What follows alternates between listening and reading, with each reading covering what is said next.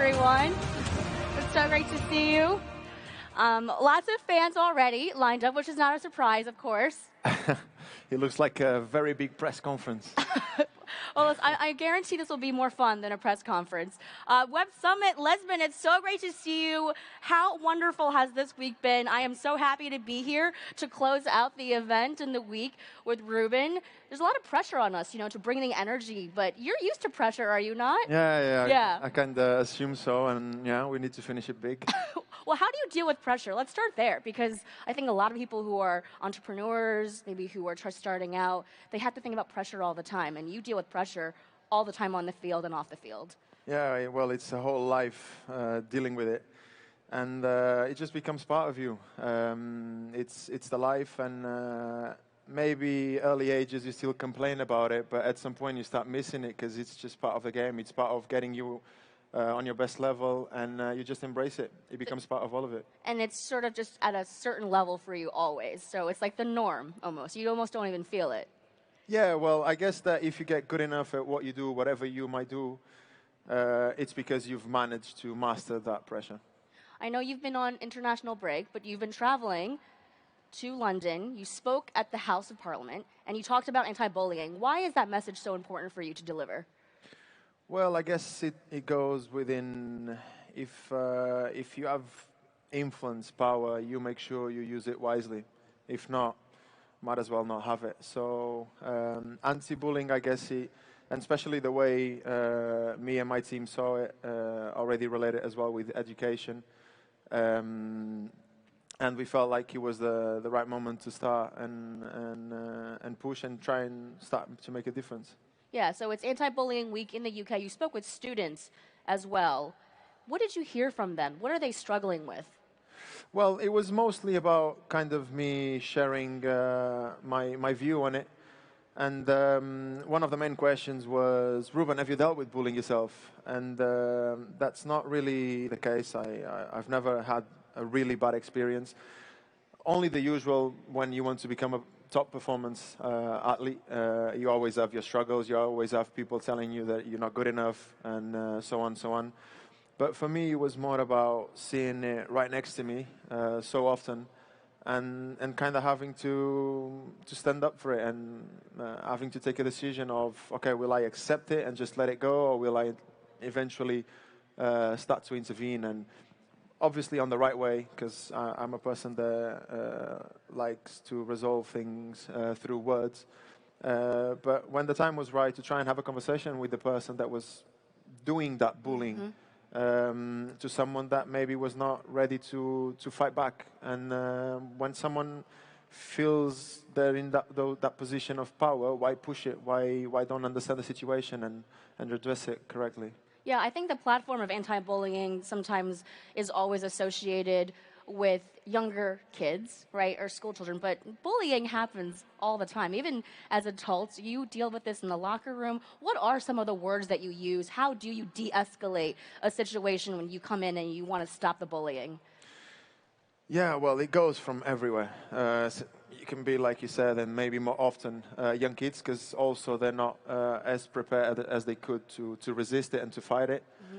But also, even today, at least in my environment of work, especially with social media and all of it, the online abuse, it's obviously a situation that happens. And at the end, I'm one person that believes a lot in fighting it on your own with yourself, because at the end of the day, you have to do it for yourself. You have to do what you have to do and survive your environment.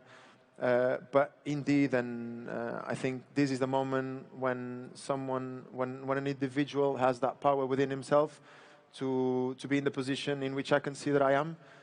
It's not just about me surviving. It's also about me trying to help others and try and be a voice and stand against it. And you set an example. You have such a big platform. You have so many followers. How do you deal with bullying on your own social media? If, after a game or something, I mean, do you turn off the comments? Do you turn off your app? Do you turn off your phone? Well, I would consider I'm very good at ignoring it. Also, it all starts at home. The influence you have at home, the comfort and the love you have at home. And home for me has always been the escape room. But then also, how how much you believe in your purpose. Because in the end, your purpose, the reason why you're doing it, it's the one thing that keeps you going. And in moments of stress, in moments in which people are trying to bring you down, you always have to remember why you're doing it. And then just an inner force within you comes out, and you keep performing, you keep resisting it until you break it. And people maybe understand that they have no effect on you. And yeah, I think for me that's always been the way. But yeah, it's definitely not an easy one to deal with sometimes. I love that message. If you know what your purpose is and you keep true to that, and if you keep that as your North Star, you can ignore everything else. Now, you don't have a lot of off time, downtime, and you're making time to talk about anti bullying. How do you manage your time? I mean, I think we're going to talk a little bit about your schedule coming up, but just in general, do you have any tips or tricks on managing your own schedule?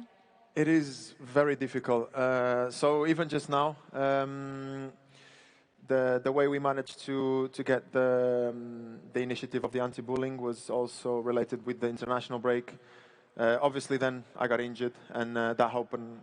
Even the fact that I'm here today. How are you feeling, by the way? I'm getting better. I'm Good. getting better. Okay. I think everyone wants to know. So Yeah, okay. hopefully Good. soon I'll Good. be Good. back. Good. But even the fact that I'm here today, it's because of that window that opened because of my injury. But it's usually not easy to flow around it, to fly around it, because also then it has to do with a lot. Traveling wise, we're not very flexible in football. And obviously then the momentum of the team, it's always something to consider and to know when you need to shut yourself down and just work and not be talking too much, or when it's the moment to actually try and make a difference. So yeah. How do you decompress after a game? How do you relax? What's your go-to habit or ritual? Well, I guess that I'm just a very home person. So for me to be home, watching my movie, listening to my music, but especially, obviously, these are the things I end up doing. But it's more being around my parents, my brother, the comfort of just not caring about pleasing anyone. I'm just in my comfort zone, and that for me is a very important space. It has always been. It's also a place in which I know I will always receive good advice, and it's a place in which I know I'll be able to open up and get to good conclusions, even though sometimes I'll disagree. But it's a space in which I can have a conversation, and sometimes it almost works as talking to a psychologist. Well, I mean, it sounds like you have a great support system at home, and you've been talking about that a lot, which is really, I think, a good message for everyone too to think about when you talked about anti-bullying and having people at home you can talk to. I'm also curious, just in general, about time, because there's been a lot of conversations around whether or not footballers are being overplayed with the schedules extending. I think there was one estimate that says by the next season, if a team in a leading team looks to their entire season, they could play up to 86 games. 86. And that finishes in that next season. Is that too many? Should there be a limit to the number of games and matches that you play? Yeah, well, if you ask my personal opinion, it definitely should, because you end up talking about performance, and to make sure you have the best performance, you need to make sure that the athletes are safe. And if you really ask me, at the moment in time, I don't think everyone really cares about the athletes. Everyone cares about the financial profit, and I understand it. It is what it is, and that's the world we live in. And football is so special because everyone wants to see it all the time, and we understand it. It's out of love as well. But in the end, we all are very demanding with ourselves. We're all professionals and very ambitious. And when you set a task on us, we want to do it, and we want to break it. But now the task, comparing to the past, is getting very much on a different zone. One you can't really keep up because, and especially this season, I think it will be the craziest one so far. We don't even really know what to expect, especially with the extra competition at the end of the season, the Club World Cup. We don't really know what to expect of it. But yes, it will go, I think, like everything else, at least in my life, and I think everyone's, day by day, and see how it goes. But definitely, I believe it's something we need to address, because if people want a good show, out of the love for the sport, we need to care about the athletes. And the legs can't keep going without stopping.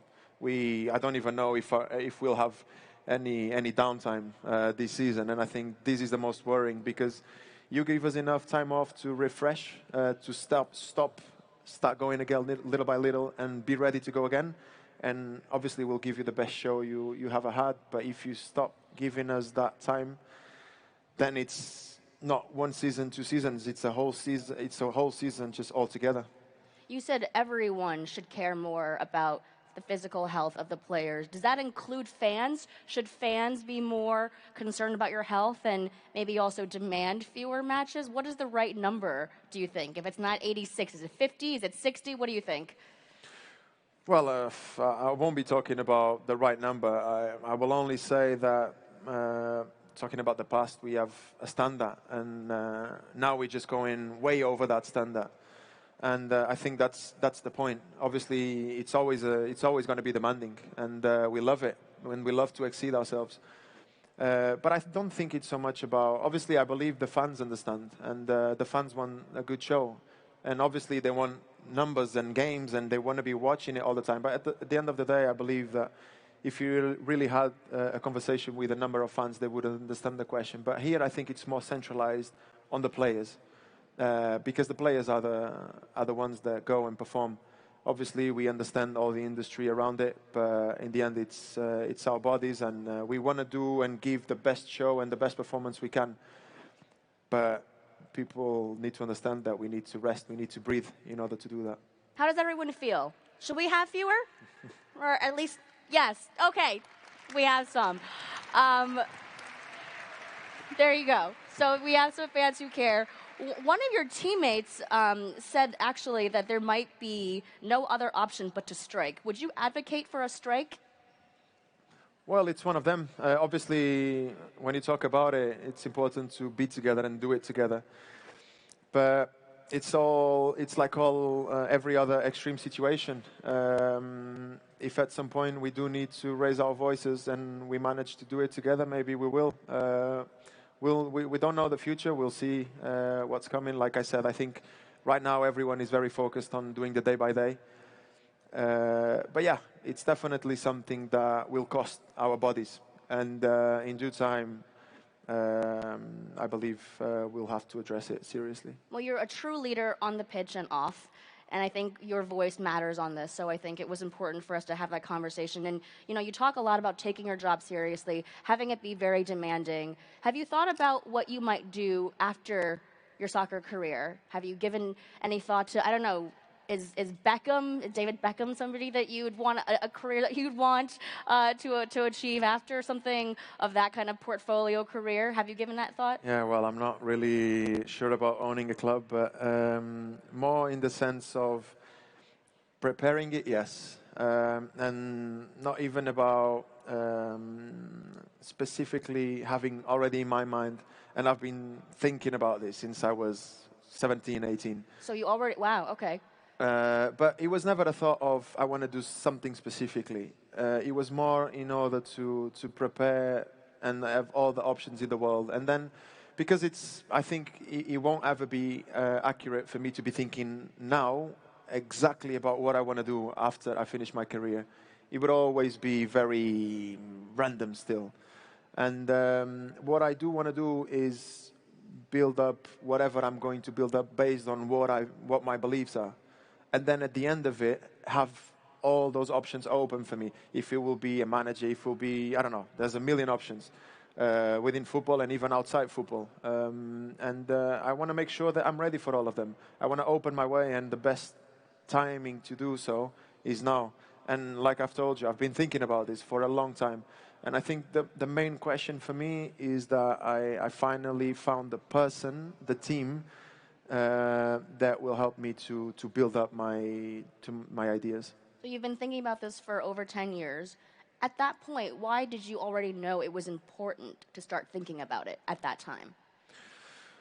Well, I guess it's just everyone's mind, everyone's different. And I've always been a little bit very calculated in terms of preparing my future and knowing my options. And it was always something that gave me pleasure, if I'm being honest with you.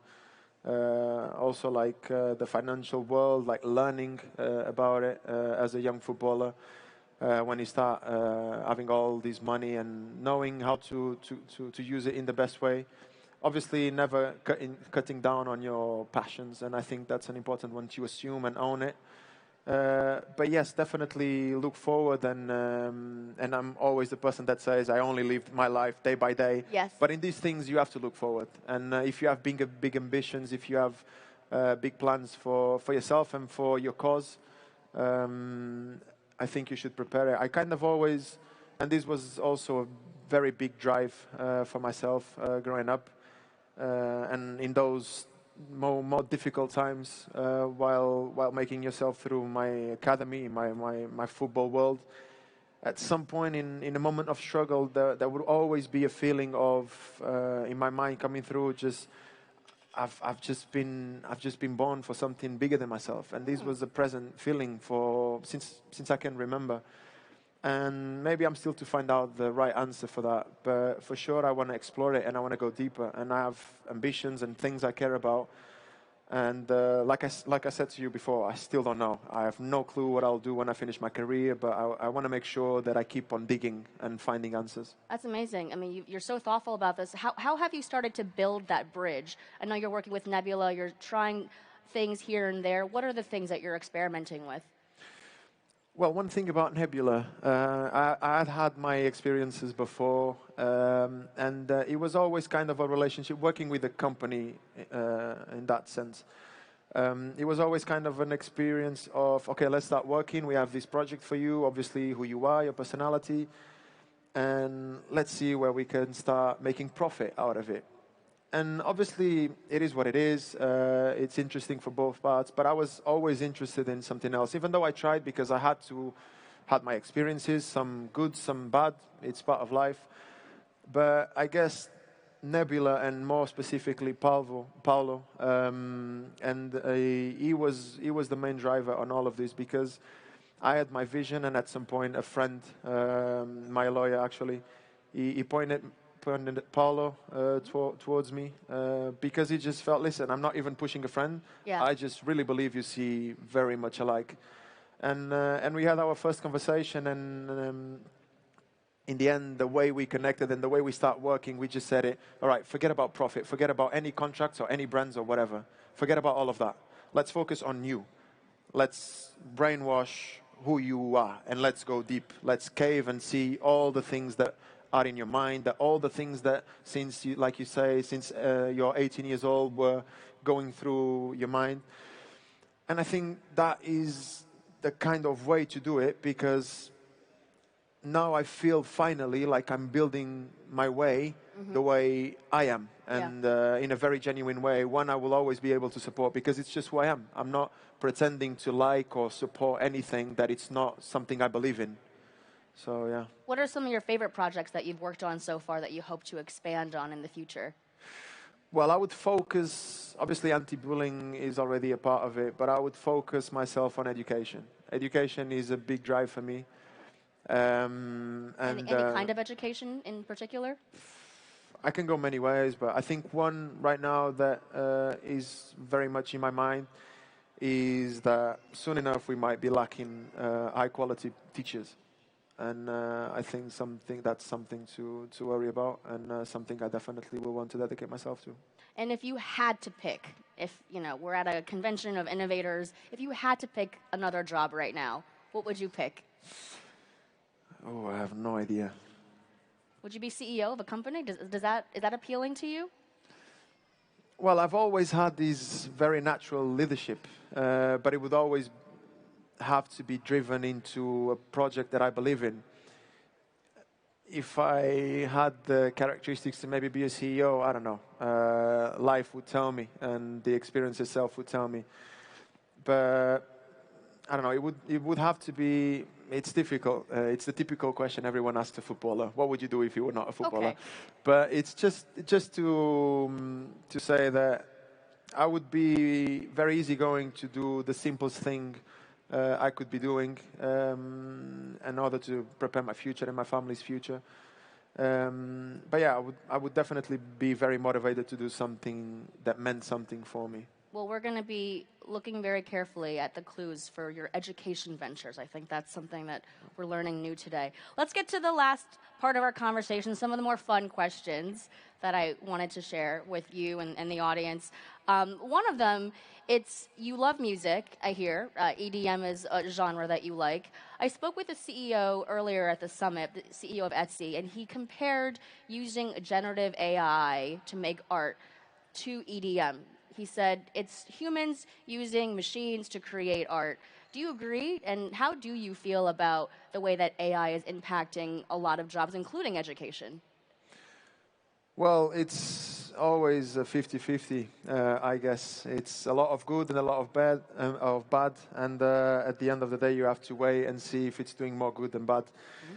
Obviously, I don't know the specifics of how good and bad we're talking about, but it's the way forward, and we have to adapt, of course. About my love for music, I've actually just recently kind of accomplished a little ambition of mine. Oh. I had these big three: Hans Zimmer, Ludovico Einaudi, and Max Richter, and I got to see Max Richter live, and it was very special. That's awesome. In the very little time you have, somehow you. Yeah, well, unfortunately, the injury it kind of helped with the time. It's tricky. I don't want to say, but I'm glad that you got that. Which trophy do you most want to hold at the end of your career that you'll be proudest to say that you got? Well, I've won a lot by now, and obviously, I think if I had to admire something, it would be the treble season when we won the treble.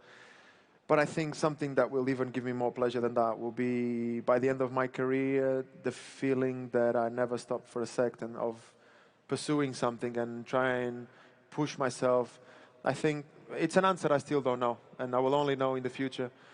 But knowing myself, I'll be very proud to know that I was able to keep that consistency, because for me, consistency in a world of stress, in a world of high performance, is the one most difficult thing. So if I'm able to conquer that consistency along the years, and obviously all the struggle it will be in my mind and everyone next to me supporting me, I think that's someone's biggest achievement. And then also, maybe finding out the one thing I felt like I was born to do. Yeah. And maybe finding out that would probably be a big one as well. I love that. If you had to pick another sport, okay, if you don't have another job, if you had to pick another sport. Another sport. Yeah, which sport would you pick to play? Being very honest with you, when I was young, I was very good at many sports. And my dad, at some point, he just said to me, listen, just stop. Because like this is impossible. Okay. You have to choose one and be very good at one. Because if not, you might be very good at all of them, but you won't be excellent in any of them. So, yeah, but obviously football was always my main drive. But I don't know. I've done karate when I was young, and I used to win my fights. I'm not... So karate would be your second choice if it was... No, I wouldn't think so. Okay, what's your second choice? Maybe, I don't know. I'm not tall enough, but maybe basketball. I used to love it as well. Okay, I think you'd probably be very good. We're out of time, Rúben. Thank you so much. But before we conclude this amazing Web Summit in Lisbon, Web Summit has a special award for you. And I am really pleased to present and to invite back onto the stage the Mayor of Lisbon and the CEO of Web Summit, Patty Cosgrave.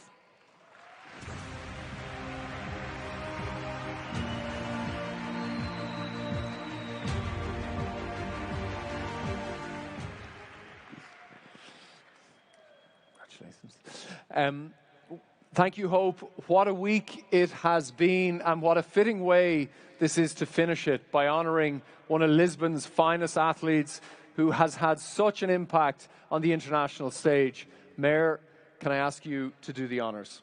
So thank you so much. It's a real honour for me as the Mayor of Lisbon to be here. And to be here also in the name of the people of Lisbon, because I was so inspired to hear from Rúben. Rúben, you're not just a champion and a winner.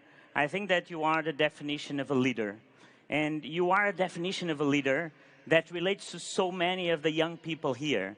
Because first, you are the kind of person that whatever happens, you always lead by example. I mean, you arrive earlier, you work harder, you do your work as an example to others, and that's so inspiring for all this generation. The second thing is that, you know, if I would be in trouble, I would love to have you next by me, because you are, you know, Hemingway used to say, grace under pressure. And that's, you know, you show this grace under pressure all the time as a player, as a man, and as an example to others. And finally, I think that, like so many of you, entrepreneurship, it's about this leadership of never giving up.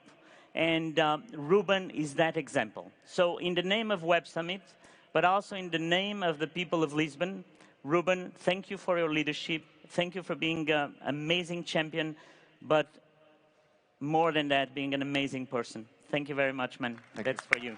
Thank you. Obrigado.